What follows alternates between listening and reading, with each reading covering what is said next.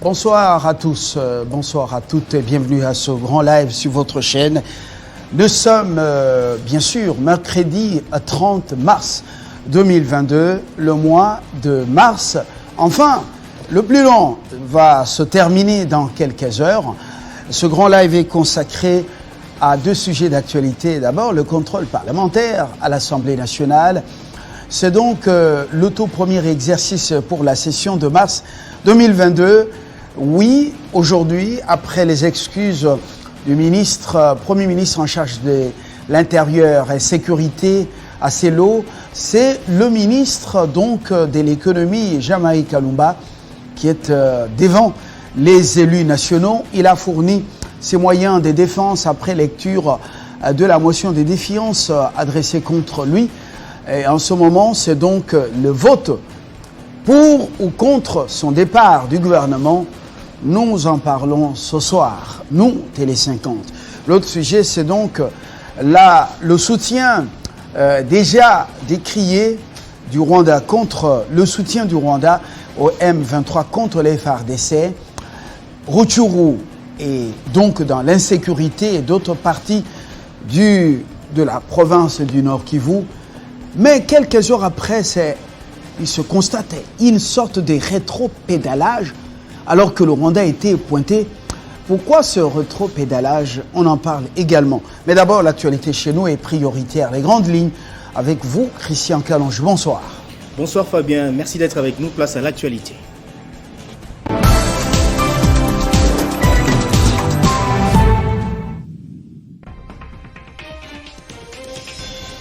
Visé par une motion de défiance, le ministre de l'économie nationale Jean-Marie Kalumba a présenté ce moyen de défense à l'Assemblée nationale ce mercredi. Le vote pour sa déchéance est actuellement en cours au Parlement.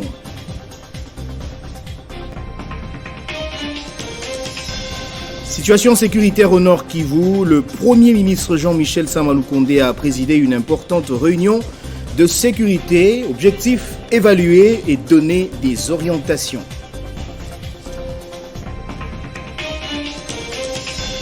Trois ans jour pour jour depuis la disparition de l'artiste musicien poète Simaro Massia, les Congolais se souviennent d'une icône de la musique congolaise. Kutumba Simaro s'est distingué par la qualité de ses textes.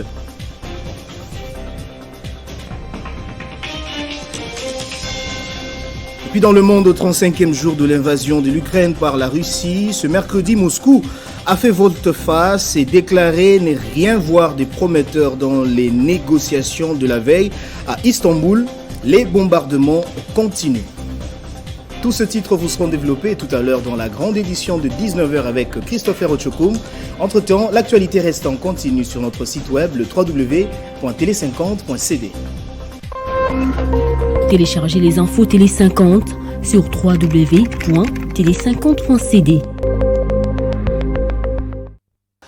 Merci. L'actualité chez nous dans moins d'une heure sur nos antennes et Christopher sera donc de la partie pour développer ces titres et tant d'autres éventuellement sur la table de la rédaction dans quelques instants.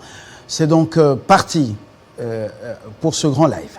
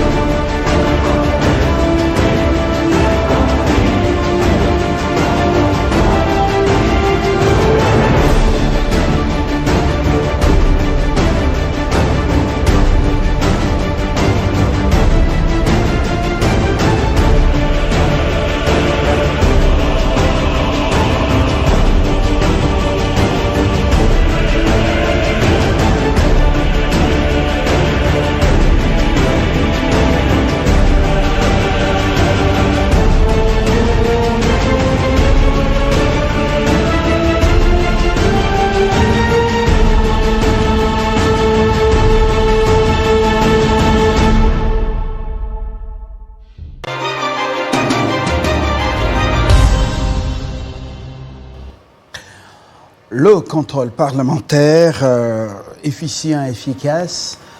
Il a été tarabisté en Bosonko Diapwanga, le président de l'Assemblée nationale, de bloquer ce contrôle. Oui, il lui était reproché par certains députés de l'opposition. Mbosso Nkodia laisse libre cours et le travail se fait. En ouverture justement de cette session de mars, c'est le premier contrôle parlementaire, une tradition observée au Parlement congolais chaque mercredi, et il était prévu 2 membres du gouvernement. Acelo, vice-premier ministre en charge de l'Intérieur et la sécurité, et le ministre de l'économie, Jean-Marie Kalumba. Alors, Acelo s'est excusé, c'est plutôt Jean-Marie Kalumba qui est devant les élus. Vous avez suivi ces moyens de dépense. Bonsoir Jean-David Kilolo. Bonsoir à vous Fabien Loubala. Alors, nous couvrons justement les activités du Parlement. Effectivement. Nous deux. Et c'est donc notre tasse de thé. Apparemment, une détermination pour effectivement contrôler. L'Union sacrée n'a pas peur de livrer par moments ses poulains. Quel est votre constat personnel? Il était annoncé, vice des procédures sur le plan de la forme, vos usages de faux. C'est pas arrivé, aucune motion incidentielle. Eh bien, la motion de défiance sur son cours normal, c'est le vote maintenant où nous sommes en train d'émettre ou de parler en direct. Votre commentaire personnel. D'abord, c'est vraiment une très grande leçon pour ceux qui étaient contre l'Union sacrée ou ceux qui avaient un peu des propos durs envers l'Union sacrée, pour dire que l'Union sacrée était en train de protéger certains mandataires ou certains ministres. La preuve est là, c'est qu'aujourd'hui, Jean-Marie Kalumba fait face devant les députés nationaux. Il devrait certainement répondre des différents actes. Mais bien avant lui, il y a eu le vice-premier ministre, ministre de l'Intérieur, Daniel Acelo, qui a parlé devant les députés. Il s'est excusé des propos qu'il a tenus devant les députés provinciaux. Et par rapport à ces propos, on a même vu certains notables du Sankourou, en l'occurrence Lambert Mende, qui a fustigé d'abord le comportement de Daniel Acelo. Pour Lambert Mende, à chaque fois lorsqu'il appelle Daniel Acelo, il ne répond pas au téléphone. Daniel Acelo se comporterait comme un roi télé et qui donnerait des ordres à certains élus pour pouvoir certainement exécuter l'ordre qui viendrait de lui. Est-ce qu'un vice-premier ministre ou un membre du gouvernement central peut être interpellé par les élus nationaux, tout simplement parce qu'il a piqué la colère, il n'a pas été d'accord avec l'approche de certains, pas tous, certains députés provinciaux. Voilà, en fait, il vous souviendra parce que les députés provinciaux l'ont taxé de corrompu. Ils ont dit qu'il a été corrompu, donc qu'on lui a donné l'argent pour protéger certains gouverneurs et certains ministres provinciaux. Et Daniel Acelo a piqué une crise pour dire qu'il n'a jamais été corrompu. Et en plus de cela, qu'il y avait l'argent qui a été donné. C'était plutôt la colère, un coup de colère. Alors par rapport à ça, les députés ont voulu voir clair. Parce que lorsque vous portez une telle accusation sur un ministre qui est issu d'un gouvernement dit des Warriors, ce gouvernement qui est en train de se battre bec-ongle contre la corruption, il fallait certainement qu'il voit un peu clair. Donc les élus nationaux. Voilà, les élus nationaux. Parce que ce sont des accusations. Oui. Et lorsqu'il y a de telles accusations, il y a soit la justice qui devrait certainement se saisir, parce qu'il y a de telles accusations, le ministère public, et si pas la justice, il y a aussi les députés nationaux qui devraient aussi voir clair. Voilà. Est-ce que ça n'a pas été quand même, devant les députés nationaux. Est-ce que ça n'a pas été quand même une sorte de bon, je dois trouver le terme approprié. Est-ce qu'il était vraiment nécessaire de faire passer les propos du vice-premier ministre en charge de l'Intérieur et Sécurité qui parlait sous l'effet de la colère? Est-ce qu'il fallait vraiment... Bon, d'ailleurs, il s'en excusait. Il dit que cette phrase qui a certainement frustré plus d'un, il a présenté ses excuses. Et en plus, n'oubliez pas que c'est juste une guerre des positionnements sankouroises. Parce que les filles du Sankourois, il y a de ceux qui veulent à tout prix que Acelo puisse tomber. Il y en a donc qui veulent à tout prix qu'il tombe et d'autres continuent certainement à les soutenir. Pourquoi souhaiter le départ ou la chute de son frère du coin? C'est la une guerre province, de leadership. Hein? Quand on sait que quand même la province a l'opportunité, le ben d'avoir un vice-premier ministre en charge de l'intérieur et la sécurité, il doit être le numéro 2 du gouvernement après le premier ministre, et puis un vice-premier ministre en charge des affaires étrangères. Il doit être le numéro 2, le numéro 3 du gouvernement central, issu d'une nouvelle province. Est-ce que ce n'est pas une fierté? Ça ne doit pas faire la fierté du coin et des fils et filles du coin au lieu de démolir cela. Effectivement, on a tendance à voir que les Sankourois sont en train de tomber dans la diversion. Ils ne parviennent pas à s'accepter mutuellement. Ils ne s'acceptaient pas. Tantôt, c'est Acelo, c'est Lambert Mende, c'est le VPM aux affaires étrangères. Et donc, ils sont en train de se tirer à boulet rouge. Ils ne parviennent pas certainement à s'entendre. Et voilà pourquoi. Et cette guerre, ça s'est beaucoup plus déporté même au niveau du gouvernement. Au niveau du gouvernement, Daniel Acelo, il y a même des audios qui ont circulé, qui continuent à circuler. Dans ces audios, on entend Daniel Acelo en train de donner des injonctions à certains gouverneurs pour qu'ils exécutent certaines décisions. Et tout ça, et qui ont fuité ces audios, ce sont les notables du Sankourou qui veulent à tout prix que Daniel Acelo puisse tomber.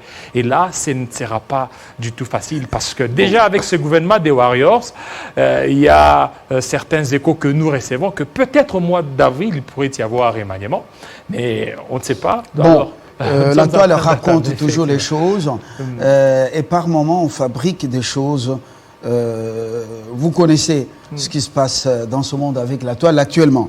Bon, des petites guerres internes au Sankoura, ils vont les régler parce que plus d'une fois, ils ont fumé le calumet de paix et ils se mettent toujours ensemble. Mais que ça soit sincère. C'est que le calumet de paix soit sincère parce qu'à chaque fois qu'ils sont en train de le faire et après un certain temps, ils tombent toujours dans cette guerre des leadership. Ça n'honore pas la province, ça fragilise de plus en plus la province. Et là, vous n'avez qu'à voir, aujourd'hui, la province du Sankourou est derrière toutes les autres provinces. Regardez par exemple au niveau du Sud Kivu et aussi au niveau du Nord Kivu. Là, ils sont en train de construire. Chaque province a ses réalités. Voilà, ses réalités. Voilà.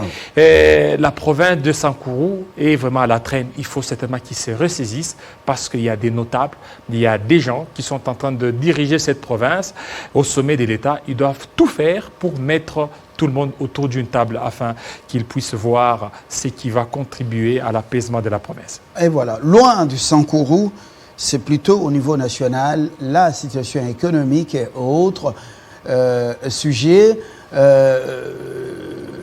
Kalumba, on le sent imperturbable, courageux, offensif, il a présenté ses moyens de défense. Le vote, en ce moment, loin de tout ce que, comment on appelle, contrairement à ce qui se racontait, vise des procédures sur le plan de la forme, des erreurs, l'Assemblée nationale n'a pas tenu compte de ça. Il a saisi, il a porté plainte pour usage de faux.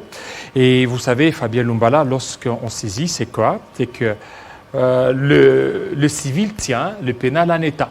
C'est que, dans un premier temps, une fois que la décision sera prise, si Kalumba parvenait à tomber, ça ne va pas d'abord s'exécuter. Il faut d'abord attendre que les enquêtes judiciaires puissent aboutir. Une fois que ces enquêtes pourront aboutir, c'est alors qu'on pourra certainement réveiller cette affaire au niveau du Parlement. Et voilà pourquoi le Parlement, parce qu'ils ont déjà initié. Est-ce que le Parlement ne pouvait pas attendre justement que cette affaire des faux et usage de faux soit tirée au clair par la justice et que la procédure de la déchéance ou non soit poursuivi. Mais d'abord, la procédure est là, c'est-à-dire une fois qu'il tombe ou qu'il soit maintenu, on devrait d'abord attendre. C'est-à-dire, que cette procédure au niveau du Parlement puisse aller jusqu'au bout. Une fois que ça sera au bout, c'est alors que maintenant, sous le plan judiciaire, on pourra certainement sanctionner. Si réellement il y aurait des infiltrés ou il y aurait des fictifs parmi des signataires ou parmi des motionnaires, parce que c'est selon ce que lui-même a pu alléguer devant la justice, mais il faut encore attendre et puis prouver réellement s'il y a des motionnaires ou pas. Fabien Lumbala, il y a déjà une jurisprudence ici chez nous à RDC avec les cas de Mamba. Mamba a dû payer cher devant la cour de cassation. Parce que si il était amené manu militaire, effectivement, il était même en culotte. Oui, c'était une flagrance. Ouais. Alors, si on parvenait certainement à dénicher des motionnaires qui seraient des infiltrés, on va les arrêter et la justice pourra certainement faire son travail. Alors, en attendant justement la procédure judiciaire, le Parlement peut continuer avec son contrôle parlementaire. Effectivement, le Parlement en faisant justement, en fermant les yeux sur maintenant, il y a ceci. Le plan formel sur ce qu'on reproche. Maintenant, si la justice a été régulièrement saisie, la justice pourra demander la suspension de la procédure au niveau du Parlement. Parce que jusque-là, on ne sait pas quand est-ce qu'il a déposé sa plainte. S'il a déposé sa plainte aujourd'hui ou hier, il faut que la justice soit saisie régulièrement. Une fois qu'elle est saisie régulièrement, elle pourra demander à la justice un peu de suspendre cette procédure au niveau parlementaire. Et en attendant, la justice pourra mener ses enquêtes. Et une fois que ces enquêtes pourront aboutir, c'est alors qu'elle pourra encore demander au Parlement de pouvoir continuer. Très bien. Alors, à ce niveau ici, on ne saura pas, nous ne sommes pas donc dans la salle des congrès du Palais du Peuple, nous ne pouvons pas jeter un coup d'œil dans les urnes, c'est plutôt le vote qui va dégager ou donner la suite. Oui ou non, Kalumba partira du gouvernement central et surtout de son ministère, et pour quelles raisons exactement. Mais entre-temps, ce contrôle parlementaire, à quelques mois, pratiquement à moins de 2 ans des élections, il semble que ce contrôle, c'est un contrôle quand même anodin. Fabien Lumbala, vous savez, selon certains observateurs. L'Union sacrée, on sait tous très bien qu'elle est en train de lutter contre les antivaleurs, s'il y a des antivaleurs. Et si réellement le ministre il n'y est pour rien, il sera certainement sauvé. Et déjà, il y a ceux qui ont analysé les départs de certains politiciens ou de certains députés au niveau du Maroc ferait une bonne affaire pour le ministre. Parce que la plupart de ceux qui sont allés au Maroc... On a vu dans la salle, lorsque le président Bosso annonce justement la présence des députés dans la salle, au-delà de 400, on a vu Nyarugabo et tant d'autres crier « Non, pas comme ça, ça doit être... ils ne peuvent pas être nombreux comme ça parce que certains sont allés au Maroc. » Alors, qu'est-ce qui se cache derrière? Voilà, ce qui se cache derrière, c'est qu'il y a des forces négatives qui seraient derrière cette motion, qui veut à tout prix que le ministre puisse tomber. Vous savez, selon certaines investigations, il y aurait certains Indo-Pakistanais qui voudraient acheter que le ministre puisse tomber et qui auraient donné... On cite beaucoup quelques sujets libanais, entre guillemets, actionnaires dans certaines sociétés des pêches en Namibie. Et qui seraient en relation avec certains députés. Alors, ce que nous sommes en train de déplorer, l'Union sacrée devrait certainement tout faire pour donner une bonne image à la population. Il ne faut pas qu'il y ait des Libanais, des expatriés qui peuvent donner aussi des injonctions à certains députés nationaux, moyennant certains billets des banques, et pour qu'ils viennent un peu nous endormir et donner des raisons qui ne tiennent pas, et vouloir à tout prix la tête du ministre. Aujourd'hui, Jean-Marie Kalumba peut tomber, mais pourquoi il peut tomber? C'est ça aussi le problème. Bon, peut-être pour chercher il y a des intérêts. Quelqu'un qui ferait mieux. Mais Fabien Lumbala, il n'y a pas que Jean-Marie Kalumba qui est au gouvernement, il y en a autant. C'est-à-dire que lorsque vous essayez de voir leurs actions, ça laisse à désirer. Mais Jean-Marie, quand même, il a essayé, il est allé au niveau des Namibies, il est allé ailleurs pour essayer un peu de tout faire pour que l'action du gouvernement soit certainement ancrée dans les chefs de la population. Mais aujourd'hui, il est combattu. Et regardez, c'est grâce à lui qu'il y a eu même la baisse des prix des billets d'avion. Mais aujourd'hui... même s'il y a un souci justement au niveau des compagnies d'aviation, d'abord celle du Congo, en difficulté, oui, les appareils nécessitaient l'entretien, JMK l'avait dit et aujourd'hui, il y a quelques jours. Aujourd'hui, s'il tombait, ça sera aussi, on dira, un peu quelque chose à pouvoir féliciter aussi l'Union sacrée, parce que dans un premier temps, ça, ce sont des leçons pour qu'on pourra certainement tirer, c'est que l'Union sacrée ne protège pas. L'Union sacrée n'est pas là pour certainement faire les lits de l'impunité. Donc l'Union sacrée est en train de travailler pour l'intérêt du peuple congolais. N'en déplaise à ceux chaque fois qui tirent à boulet rouge sur l'Union sacrée, mais aujourd'hui, on est en train de voir qu'il y a des têtes qui pourraient. Bon, mais on le voit. On voit Mbosso Serin, on voit Kalumba également, au-delà de ce qu'il y a eu comme protestation dans la salle. Mais est-ce que la consigne de vote au niveau de la méga plateforme, est-ce qu'elle n'est pas donnée? Et vous savez, la fois passée, il y a eu la réunion, parce que l'Union sacrée, c'est vraiment une grande plateforme. Il y a eu des réunions, il y a eu des concertations pour certainement essayer de parler sur cette motion. Quand bien même il y a eu des mécontents, s'il faut compter, il y en a eu 2 ou 3, mais la plupart étaient pour le maintien du ministre Jean-Marie Kalumba. Alors on attend, est-ce que ce qui a été dit au niveau de cette réunion, ça pourra être concrétisé ce soir? Point d'interrogation, nous sommes tous en train d'attendre si réellement il va tomber au Dans quelques heures, le vote, vous savez, ils sont nombreux. Il peut aller jusqu'aux heures tardives, mais on sera donc fixé dans les heures qui viennent. Mais il y a une autre interrogation. Lorsque, dans un pays, l'économie n'est pas entre les mains des Congolais ou des fils et filles du pays, l'économie est entre les mains des étrangers, est-ce que ça ne peut pas constituer un danger? Oui, tous les étrangers ne sont pas dangereux, il y a beaucoup d'investisseurs étrangers qui viennent, mais lorsque ce sont les étrangers qui sont plus forts dans un pays, ce qui ne peut pas infiltrer le gouvernement et les autres institutions de la République en faisant nommer des ministres par un lobbying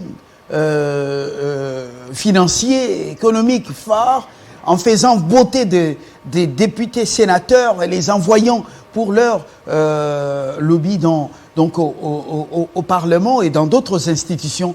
Est-ce qu'on ne peut pas craindre ça? Oui, effectivement, ça sera beaucoup plus la faiblesse de l'État congolais si on laissait l'économie entre les mains des expatriés. Parce que ça sera ces expatriés qui vont certainement commencer à décider en lieu et place des Congolais. Vous n'avez qu'à voir aujourd'hui avec toutes les accusations. Zouma a eu des soucis. Le président Zouma a eu des soucis en Afrique du Sud à cause de ça.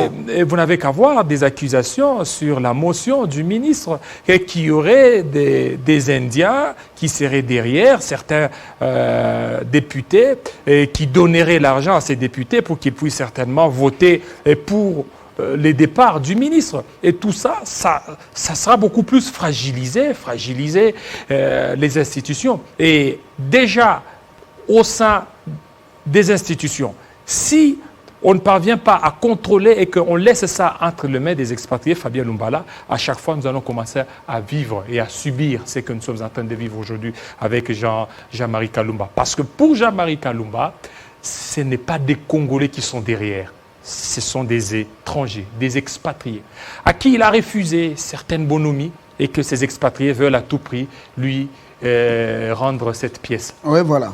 Une fois, il a versé des larmes.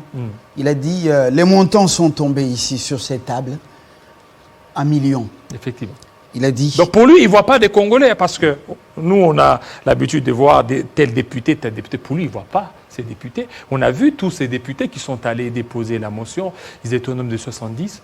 Je vous dis, ils ont eu à passer dans des médias. Vous n'avez qu'à demander. Ils ont eu à débourser l'argent. Mais d'où était venue cette somme d'argent? Alors, dans un pays comme le nôtre, avec 9 voisins, un pays dans une géostratégie, un pays clair, un pays qui fait l'objet des convoitises étrangères, je crois qu'on devait assainir certaines choses, établir des limites.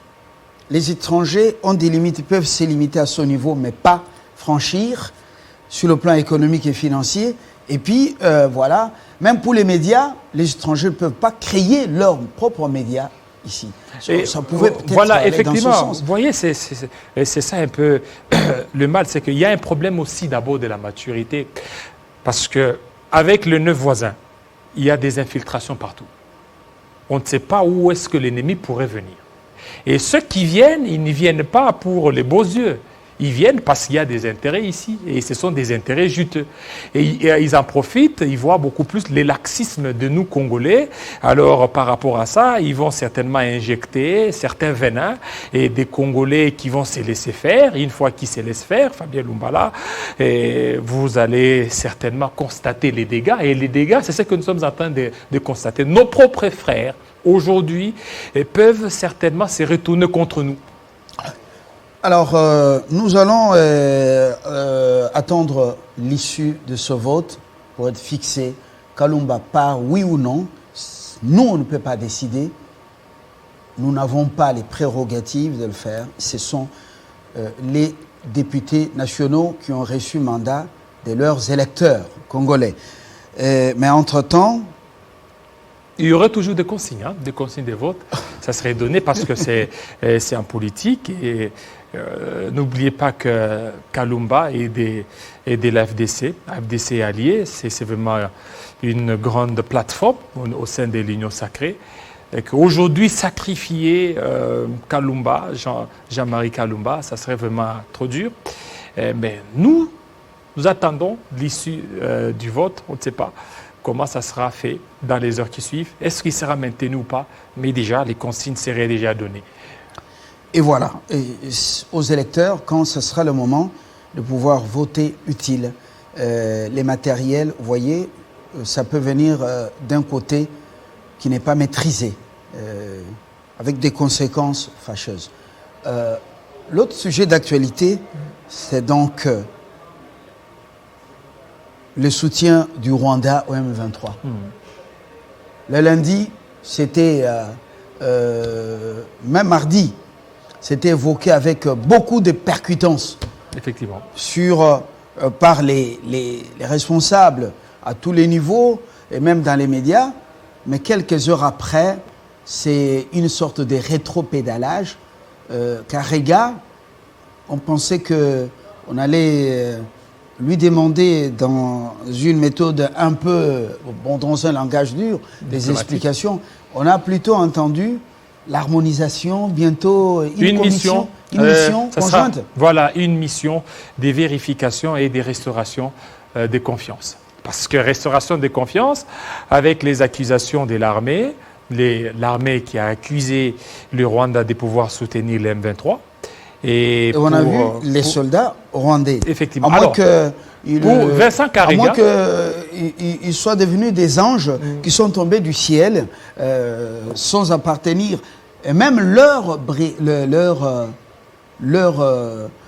comment on appelle, départements ont été cités dans l'armée rwandaise. En fait, pour Vincent Karega, ces deux présumés rwandais ont été arrêtés le 27 janvier et non pas au mois de mars. Et lorsqu'ils ont été arrêtés le 27 janvier, ils ont été même présentés devant les autorités congolaises.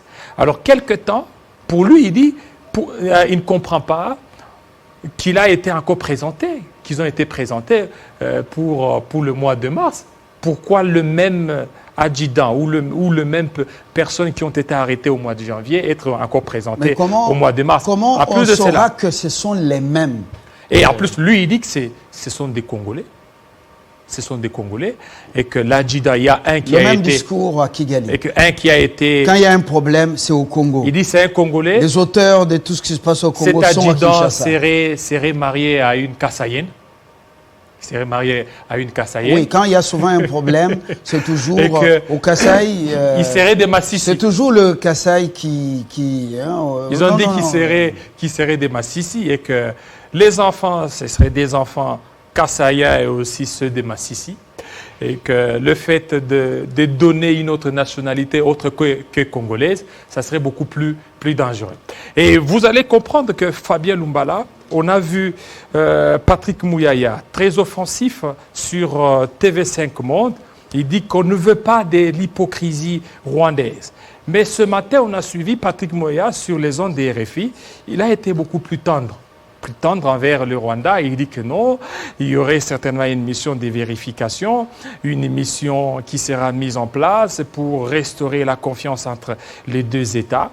Et nous sommes en train d'attendre. Maintenant, le problème, c'est quoi? C'est que les Congolais voulaient assez qu'on puisse voir le même Patrick Mouyaya, très offensif sur TV5 Monde, qui soit aussi offensif sur RFI. Mais pourquoi ces rétropédalages dans les chefs de Patrick Mouyaya? Est-ce qu'il y aurait quelque chose qui se cacherait derrière ces rétropédalages? Alors que nous tous les Congolais savent très bien que les M23, d'eux-mêmes, ils ne peuvent pas faire face devant les forces républicaine de la République démocratique du Congo. Comment expliquer, justement, nous sommes en direct, nous devons rappeler que la plénière à l'Assemblée nationale, c'est au niveau maintenant du vote de la motion dite des défiances, et on saura tout à l'heure, là, ou dans les heures qui viennent, si M. Kalumba, ministre de l'économie, son État sera déchu ou pas. Alors, nous revenons à ce sujet. Mouya est percutant. Pointe du doigt le Rwanda, son armée, oui. Quelques heures après, d'abord, Karega est convoqué par Christophe Lutundula. Il arrive. C'est à l'issue, on parle de la mission de quoi? Une mission de restauration de confiance. Restauration de confiance. Oui, la confiance, comment voulez-vous restaurer la confiance avec un partenaire qui lui-même n'a pas besoin, d'abord n'est pas crédible, et ensuite, il n'a pas besoin de la paix. Quand il y a la paix, les richesses du Congo ne vont pas traverser clandestinement. Parce que les usines ne seront pas alimentées. C'est, les sous, voilà, ceux qui utilisent le Rwanda comme sous-traitants vont commencer à chômer. Il faut créer du coup cette guerre avec ce que vous voyez. Ceux arrêtés à Bunagana, avec l'aide de l'armée ougandaise, on n'en parle pas, on les a amenés en Ouganda, les mêmes militaires rwandais.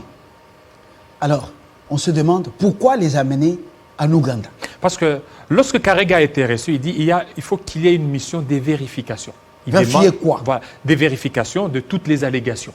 Pour Vincent Karega, c'est qu'il faut que les FARDC ainsi que les forces rwandaises travaillent des connivences pour vérifier si réellement il y aurait des infiltrés rwandais en soutien au M23.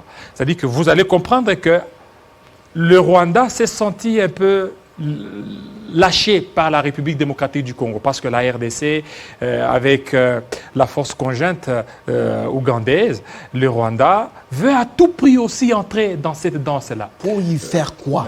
Parce que le Rwanda est le problème.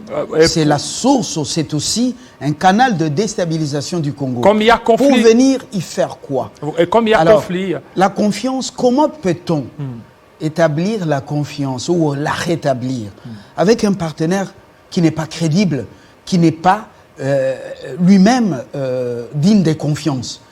On va vérifier quoi? Parce que le M23 est hébergé en Ouganda et au Rwanda et il les envoie pour déstabiliser le Congo. Et on sait que ce mouvement, ce n'est pas un mouvement rebelle congolais, ce sont des Rwandais qui déstabilisent le pays. Karega a étudié, il est né au Congo, il a étudié au Congo. À ce que je sache, je dis bien à ce que je sache, si je suis trompé, bon, vous allez corriger. Mais Il parle les 4 langues. Hein? Justement. Bon, il parle les Kikongo, Swahili, Chiluba. Vous pouvez parler la langue du pays d'accueil. Il est ambassadeur rwandais en RDC. Alors, si le gars qui est de Massissi a épousé une Congolaise du Kasaï, ipso facto, il est devenu Congolais. Alors, et il peut déstabiliser le pays de son épouse, n'est-ce pas? En fait, pour Karega, il dit que ce ne sont pas des Rwandais. Ceux qui ont été arrêtés, ce ne sont pas des Rwandais, ce sont des Congolais eux-mêmes qui veulent à tout prix est-ce que ce discours est nouveau, la République démocratique du Congo. Ce discours en provenant du Rwanda, est-ce qu'il est nouveau? On ne sait pas. Pour Karega, il dit que le Rwanda n'a aucun intérêt à pouvoir déstabiliser la République démocratique du Congo et encore moins soutenir le M23 parce que il ne sait pas pourquoi il y a le M23 dans l'est de la République démocratique du Congo. Parce que c'est un conflit congolaise, le Rwanda ne peut pas, en aucune manière, intervenir. Donc, c'est du déjà entendu. Voilà. C'est le même discours à Kigali. C'est du déjà entendu. Alors, pourquoi adhérer à ce schéma de la mission de vérification? Vérification et aussi de restauration de confiance. Parce que la confiance est Combien de fois Kinshasa s'est montré de bonne foi, et Kigali ne l'a pas fait. Bon, ça aussi, vous l'avez dit, vous savez, nous devons savoir parmi les 9 voisins qui sont sincères, qui ne sont pas. Et parmi les 9 voisins, ceux qui ne sont pas sincères, on les connaît. Et l'armée a communiqué, l'armée a dit. Et pour certains politiques, ils ont dit que l'armée n'a pas été beaucoup plus diplomate. Non, mais il fallait que l'armée puisse jouer beaucoup plus à la diplomatie. Quelle diplomatie lorsque vous voyez des fils et des filles du pays, des enfants, des parents quitter à Rutshuru, courir dans tous les sens. Lorsque vous voyez l'intégrité territoriale est sacrée. Souvenez-vous de cette femme, Kabasele. Il dit la nation est sacrée. Cette femme prédicatrice, la nation est sacrée.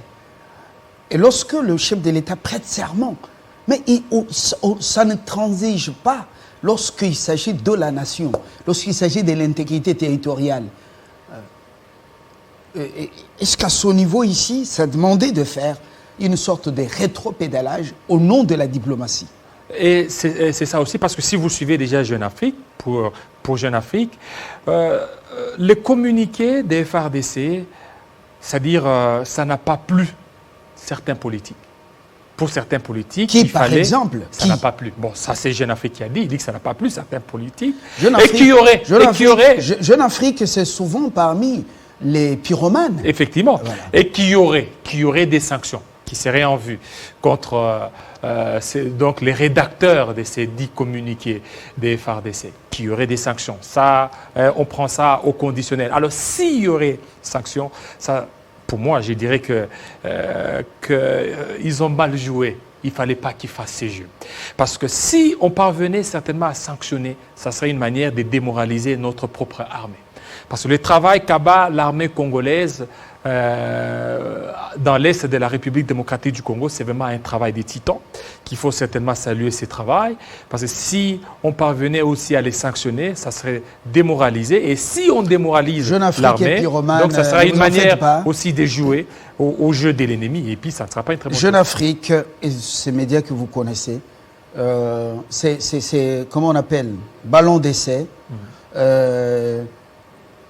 Ils allument le feu pour attendre la réaction après. C'est très bien calculé. C'est très bien calculé. Alors, nous fermons cette parenthèse pour dire que la diplomatie qui a montré ses limites, est-ce qu'il faut continuer avec Egaré qui est ici et les autres pour harmoniser? Est-ce que les politiques jouent franc jeu? Bon, Fabien Lumbala, la diplomatie telle qu'elle est là, elle a ses méandres, elle a ses réalités. Vous en connaissez d'ailleurs, bien que quiconque, parce que vous avez beaucoup plus travaillé dans ce secteur-là. En diplomatie, il y a des langages en diplomatie, il y a des postures à prendre. Et vous savez qu'Arega, lorsqu'il a été reçu par Christophe Lutundula, on l'a senti, il était serein, mais des propos qui ont été tenus face à face, c'était un peu dur. Hein, c'était un peu dur, parce qu'il voulait certainement quand même qu'ils disent la vérité. Vous avez déjà suivi à Kigali, oui. Lorsqu'il y a un problème entre les deux pays, vous avez déjà suivi un diplomate congolais, même quand Maître Nkoulou était sur place, un diplomate rompu, vous avez déjà suivi un diplomate congolais Non, c'est ça. Et vous savez, s'adresser aux Rwandais sur ce ton et avec une pour moi, telle je dirais arrogance. qu'il y a un laxisme surtout de notre part. Il y a des diplomates qui sont comme des électrons libres ici chez nous. Regardez Karega, sa posture, sa manière, il passe même dans des médias. Vous n'avez jamais vu un diplomate congolais au Rwanda aller dans des interviews. Il n'y en a pas. Et ici, Karega, c'est aussi des interviews. Ici, en RDC. Vous allez voir Macamer presque partout en train de déambuler, comme si c'est aux États-Unis d'Amérique. Il faut que, d'une part, qu'on puisse repenser notre politique diplomatique pour éviter un peu, qu'on puisse un peu réguler ces secteurs-là. Parce que des diplomates comme des Karega, il faut certainement réduire leur mobilité. Et voilà. Parce que leur manière de faire, c'est comme s'ils sont en tête de narguer toute une nation. Et puis ça, c'est pas une très bonne chose. Est-ce que ce n'est pas le temps de penser au mendéisme, l'approche mendé, pour recadrer certains diplomates arrogants? Voilà, si tel est le cas, il faut le faire. Si tel est le cas, il faut le faire. Vous savez, la souveraineté nationale de la République démocratique du Congo, il faut la protéger.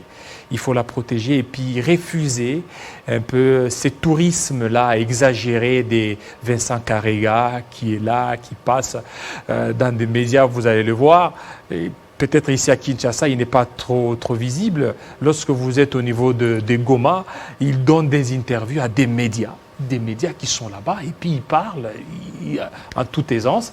Et alors, l'on se demande, est-ce que le ministre des Affaires étrangères, il est au courant? Donc, il faut certainement qu'il soit beaucoup plus recadré pour éviter un peu... moi, je dirais que c'est un peu un désordre de sa part. La RDC n'est pas un terrain conquis. Voilà. Nous jetons l'encre par ici. Voilà. Médias, nous avons fini nos analyses Effectivement. sur des faits et que vous connaissez. Le journal dans une dizaine de minutes sur votre chaîne. Jean-David, merci. Merci à vous. À très bientôt, avec le même plaisir. En attendant l'issue du vote à l'Assemblée nationale sur l'essor de Kalumba Jean-Marie au gouvernement central.